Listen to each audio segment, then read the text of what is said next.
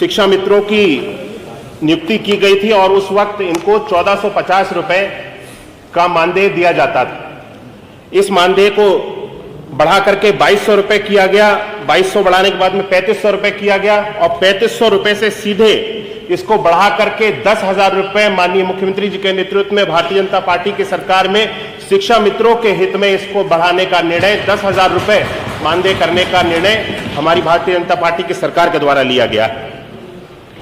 मुझे लगता है कि हमें पठन पाठन के कार्य के ऊपर जो कि ये प्रश्न हमारा माननीय सदस्य के द्वारा पूछा गया था, आज मैं बताना चाहता हूं कि पठन पाठन के कार्य को लेकर के आज राष्ट्रीय शिक्षा नीति के अंतर्गत पूरी तरह से उसका पालन नई शिक्षा नीति 2020 के अंतर्गत आज उसका पूरा पालन किया जा रहा है।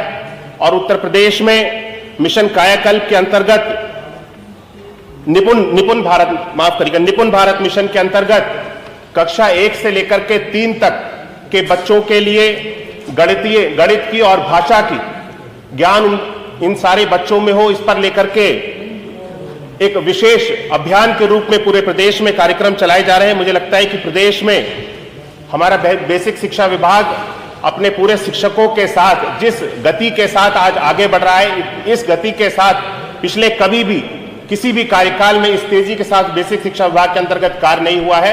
और आज पठन पाठन का कार्य बहुत बेहतर से हो रहा है और हमारा बेसिक शिक्षा विभाग हमारे विभाग में पढ़ने वाले 1,91,00,000 बच्चों के भविष्य के साथ उनके भविष्य को उज्जवल बनाने के लिए हम सब लोग मिलकर के कार्य कर रहे हैं। माननीय मुख्यमंत्री जी के मार्गदर्शन में हम सब लोग कार्य कर रहे हैं। माननीय लालजी वर्मा जी, मैं आपके माध्यम से जानना चाहता हूं कि मान्यवर ये जो अनुपात है माननीय मंत्री जी ने बताया कि वो पूरा है, लेकिन मान्यवर कई सब्जेक्ट होते हैं जिनको अलग अलग टीचर की आवश्यकता पड़ती है।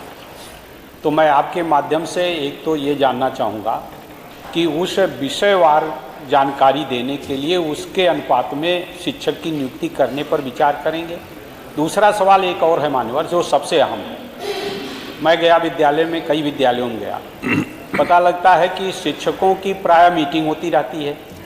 उनको गैर शिक्षण कार्य भी दिए जाते हैं, जैसे वोटर लिस्ट बनाना से लेकर तमाम अन्य कार्य, जिसके कारण वो उसी में व्यस्त हो जाते हैं। और उसका परिणाम है कि मान्यवर शिक्षक जो प्राइमरी हमारा विद्यालय है उसमें लोग जिनकी भी सामर्थ्य है कुछ ज़्यादा उनके जेब की, वो उसमें अपने बच्चों को नहीं भेजना चाहते। जबकि सारे पुराने समय में जितने भी हमारे देश के, चाहे वो वैज्ञानिक हों, जो भी लोग हैं, IAS अफसर हों, वो प्राइमरी एजुकेशन का प्राइमरी विद्यालयों से पढ़कर ही बने। लेकिन आज उसकी स्थिति उस तरह से नहीं रह गई। तो इस बात को ध्यान में रखते हुए जो शिक्षकों से गैर शिक्षण का कार्य लिया जाता है, क्या उस पर उससे उनको मुक्ति देने का काम करेंगे? ये मेरा आपके माध्यम से निवेदन है। माननीय सदस्य ने जो प्रश्न उठाया कि शिक्षकों से नॉन एकेडमिक वर्क को कराया जा रहा है, तो मैं बताना चाहता हूं, जानकारी देना चाहता हूं कि पिछले समय में जिस तरह की स्थिति थी कि शिक्षकों को अधिकतर नॉन एकेडमिक वर्क के से ही जोड़ा जाता था और पठन पाठन के कार्य में उनको पढ़ाने के लिए कम समय मिलता था। अब इस तरह की स्थिति प्रदेश में नहीं है, इसको पूरी तरह से लगभग समाप्त कर दिया गया है। अब ना के बराबर किसी भी शिक्षक से कोई भी नॉन एकेडमिक वर्क में उनको एंगेज किया जाता है और शिक्षकों का पूरा समय पठन पाठन के लिए लगे, इसके लिए